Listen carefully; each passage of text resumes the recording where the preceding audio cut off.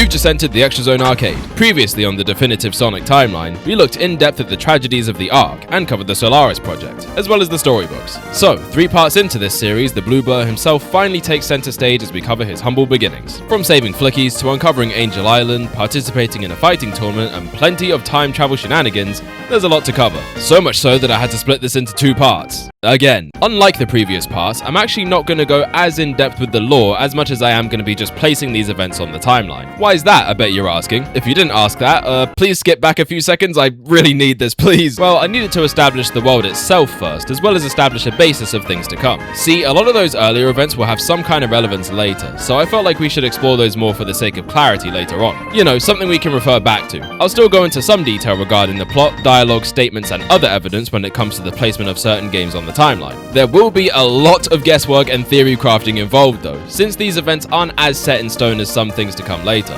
Once again, here is the media I'm considering for this. All official and all canon, baby. Oh, and I'm also adding Sonic Retro into the mix of information sources. For some reason I didn't think they were reliable for the longest time, but it actually might be the most reliable, other than the official stuff of course. Okay, enough wasting time. Let's do it to it. There's some debate over the first game in the timeline, believe it or not. I've seen some suggest Sega Sonic the Hedgehog happens first, but I think with the release of Origins and how the events of the original quadrilogy play out, it doesn't really make sense. The opening for Sonic 1 shows Sonic freeing a flicky from a badnik for what looks like the first time. Pretty cut and dry, this is Sonic's first encounter with the grandson of Gerald Robotnik, Ivo Robotnik. Sonic takes to calling him Dr. Eggman, a name the scientist eventually embraces. The ending also shows Sonic curious about the Chaos Emeralds he collected. Again, a good indicator that he isn't already familiar with them. So, Sonic 1 happens first. Nice and simple start. Or is it? If you remember back in part 1, which if you haven't seen, what are you doing? Go and watch that first and then come back here later. I said I'd be including the 8-bit version as well. And not only that, but I suggested that both games take place at the same time, as 2 depictions of the same event. Basically, imagine it like this. Sonic goes through Green Hill Zone, as seen in the 8-bit and 16-bit versions,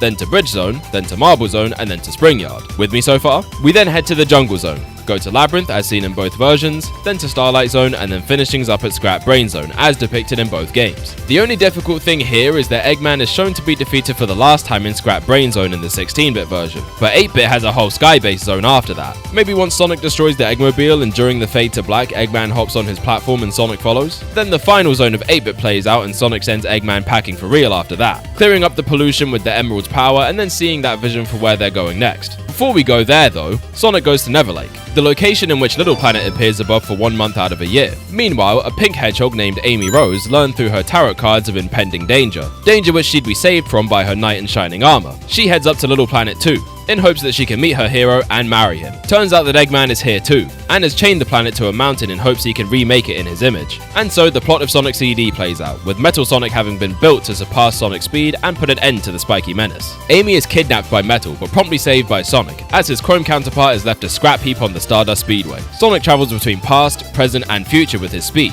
recovers the Time Stones, and undoes all the destruction Eggman caused here, ensuring a good future on this planet. Although there is one strange inconsistency that comes up later regarding this. We'll get them when we get there. Pretty much right after this incident, Sonic hops into his trusty biplane the Tornado, and takes off for West Side Island, the one he saw in his vision from the Emeralds. This vision was also where he learned of the 7th Chaos Emerald, which mysteriously wasn't on South Island. My theory is that this is the emerald that Gerald found to power the Gizoid, like we discussed in the last episode. The emeralds are drawn together as we know, so the gathering of the 6 created a pool powerful enough to pry the emerald away from Gun, who likely had it after extracting it from the Gizoid. Nothing is more satisfying than connecting dots like that. Once Sonic reaches West Side, he encounters a young fox being bullied for his unusual twin tails. Sonic blitzes past the bullies, which inspires the kid, miles per hour, to try and keep up with his savior. This desire causes him to reflectively spin his tails in order to keep up, lifting off into flight for the very first time. Sonic is impressed with this and thinks he should tag along to help him beat Eggman, who he learns is also here. Sonic, having a penchant for nicknames, calls his new buddy Tails. They travel across the island to stop Eggman's scheme and bring down his newly built Death Egg,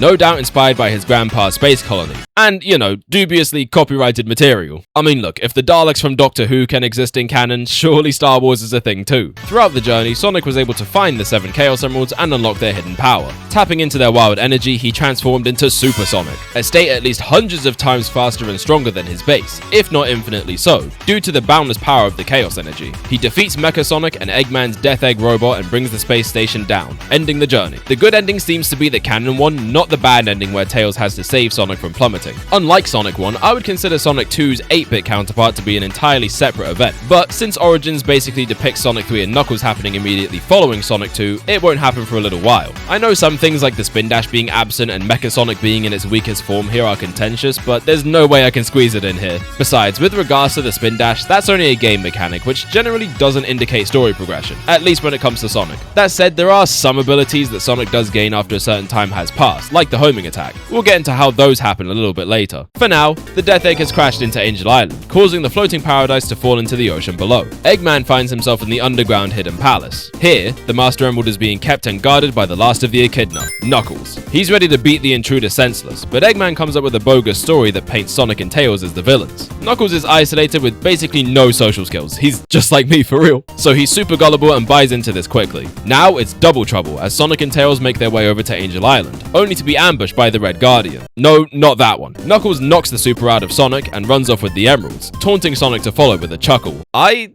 thought he doesn't do that. What follows is a chase across the diverse regions of the island, as Knuckles uses his home court advantage to trap and impede Sonic as much as possible. All the while, our heroes gather the emeralds again. Once Sonic reaches the Master Emerald's shrine, he runs the ones with Knuckles, only for the fight to be interrupted by Eggman stealing the Master Emerald. This is where the Echidna discovers the Doctor's real scheme, and that he'd just been deceived. So, to rectify this and to honor the duty of his people, he enlists the help of Sonic and Tails to get the gem back. They teleport to the Sky Sanctuary, marking the first time Sonic would interact with tech from the Ancients, and then they would fight Mecha Sonic Mark II. Unlike Metal Sonic, who's built for speed, or Mecha Sonic, who's built for power, Mark II is more suited for straight up combat. Like the others, this still wasn't enough to beat the real deal, but I get the feeling this guy isn't done quite yet. Sonic and Tails make it to the Death Egg to take on Eggman one last time. They defeat Red Eye, the Death Ball, and the giant Eggman Robo, but the Madman isn't done. He tries to make off with the Master Emerald through space, sicking his final weapon on the Supersonic Hedgehog, but it's no use. Sonic defeats the evil and retrieves the Master Emerald, just as the ancient prophecy foretold. The Master Emerald's power lifts Angel Island back into the sky as Knuckles thanks the two for their help, returning to a life of peace. Or so he thinks. A rogue Egg Robo managed to survive the wreckage and takes it upon himself to rebuild Eggman's machines and repossess the Master Emerald. And so begins Knuckles' quest to stop the metallic menace and restore the natural order. The Robo is only able to get the Emerald as far as the Sky Sanctuary before Knuckles catches up, but what meets him is a fight unlike any other. Mark II is back, and this time he harnesses the power of the Master Emerald, tapping into a super form of his own. Super Mecha Sonic is completely untouchable, but his power is unstable. Knuckles gets in some good shots when Mecha is vulnerable and ends the fight,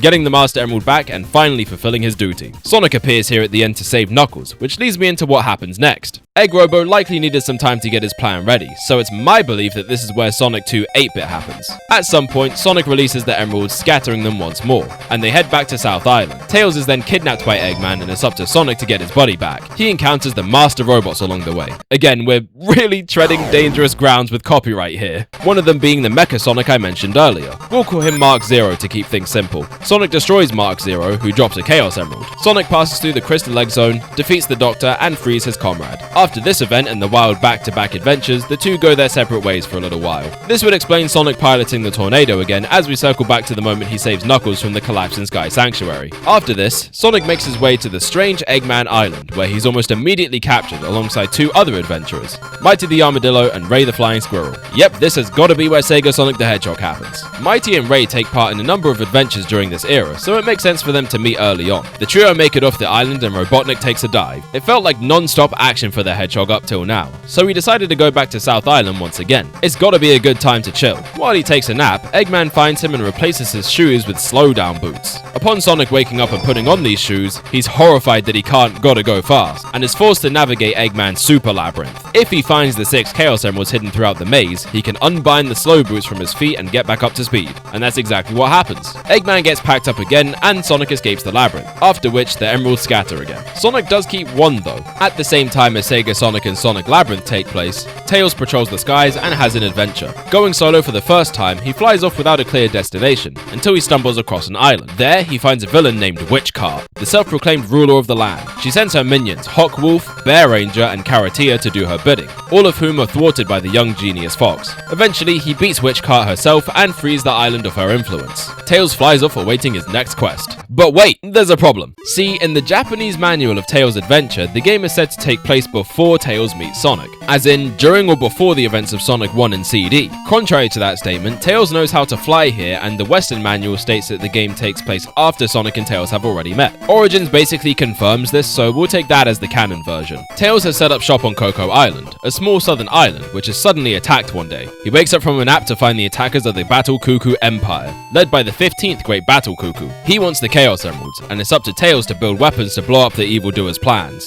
He infiltrates their base of operations and drives them off the island, single-handedly defeating them. Meanwhile, on South Island, Eggman attempts to fry Sonic with a laser and ends up shattering the Chaos Emerald he was holding. Why Sonic lets Eggman hang around his home so much so that he can make attempts on his life, I do not know. The emerald scatters into 5 pieces that Sonic now needs to retrieve. Knuckles senses the emerald has been compromised and leaves his island to help Sonic restore it. But really, he just wants to stick it to Eggman for tricking him last time. The two journey throughout the island until they reach the Silver Castle, a whole new Eggman base. They take it down, defeat the Mad Doctor again, and combine the 5 emerald shards back into one. Knuckles heads back home and Sonic hears of an event. Now for our first event that doesn't happen in a game. Sonic learns to drive. He wants to take part in Mr. Munchem's rally race and traumatizes his driving instructor, Kip the Capybara. He gets an E rank on the assessment, but Kip is secretly a thrill seeker and wants Sonic to take the high-speed shortcut after they hear of a nearby attack from Dr. Eggman. The rally race gets postponed, and now it's time to reveal why I think this event has to happen here. Sonic Drift is Mr. Munchem's rally race. I genuinely have to be the first person in history to even consider that connection, but it just makes too much sense. Eggman being there is the main thing, but Sonic just learned to drive, and it makes sense he'd want to put that to the test. Tails and Amy also make it to this event, probably both hoping that Sonic would be there out of his love for chili dogs,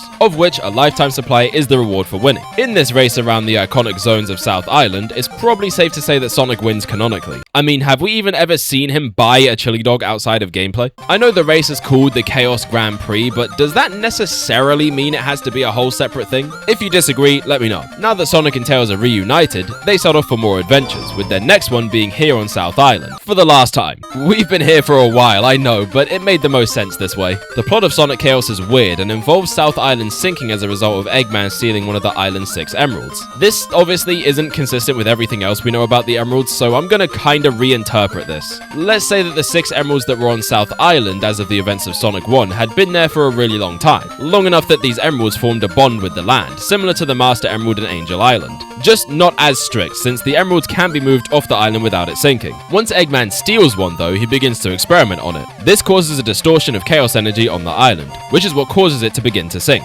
This would explain Green Hill Zone suddenly being mechanized and the supposed alternate dimension that is the Aqua Planet Zone. This is all a result of the emerald's strange reactions. Sonic and Tails gather the other emeralds through the various zones, beat Eggman and restore the emerald's energy back to equilibrium. Sonic Triple Trouble is another game that only features 6 Chaos Emeralds, so since the events of Angel Island, the 7th has been separated again. I doubt Knuckles has it, but it's likely someone else does, explaining why it hasn't shown up again. Dr. Eggman gets his hands on the 6 that are in play right now and attempts to use them to power the ultimate super weapon, his newly built Atomic Destroyer. The test fails and the emeralds scatter all around the world. Eggman is only able to find one of them, with the other 5 having been scavenged by the notorious criminal, Fang the Sniper. It's said that he comes from subspace, the dimension in which he hides the emeralds, but this is likely a cover-up to keep people off his trail, as are his other aliases, Knack the Weasel, Jet the Jelboa, and most recently, Fang the Hunter. He wants to make a quick buck off the jewels, having no idea the power they possess. Eggman gets the idea to trick Knuckles into thinking Sonic is going to use the emeralds to conquer the world. Somehow he believes this and sets off to confront Sonic. What ensues is a race between all these different parties to recover the emeralds. As they all make it to the Atomic Destroyer, Knuckles ends up being trapped and betrayed, and Metal Sonic returns for the first time. Okay,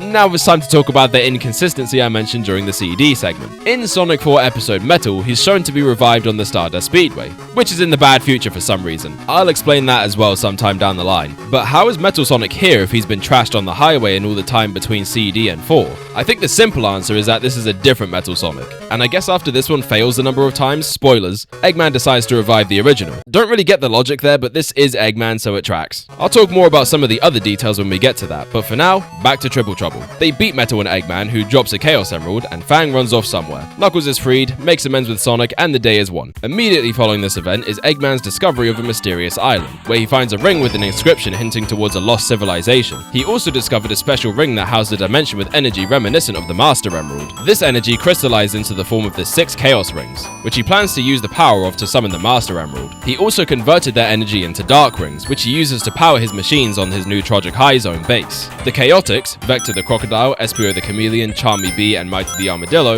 investigate the strange island only to be captured. Knuckles is curious about the island on his way back home and pays it a visit, only to be wrapped up in another Eggman plot. He frees Espio and the other Chaotix and fights through Eggman's carnival attractions to stop the villain. Metal Sonic also appears here to try and stop the Chaotix, and absorbs the Dark Ring to obtain this terrifying Metal Sonic Kai form. The team bands together and defeat him to save the world from destruction. Yeah, thanks for all the hard work, you two. Sonic Drift 2 basically doesn't have a story, I'm just placing it here at a time when Knuckles is off Angel Island and Fang and Metal Sonic are active. Same deal with the next few games, starting with Sonic the Fighters. We're gonna have to leave that for next time though, as this video was about to be double its runtime. There was a whole lot more to cover, connect, and theorize than I imagined. Story details during this era of the franchise were sparse and often contradictory, so I hope I was able to present a vision that makes sense while keeping it all in line with the original vision. Of course, if there's anything you think should be different, let me know below and I'll address it in the next part. Before that, you're gonna want to hit that subscribe button. YouTube will make sure you don't find your way back here otherwise, so make sure you do if you want to see the rest of this series. Next time, the second half of the classic era begins. I'll see you there.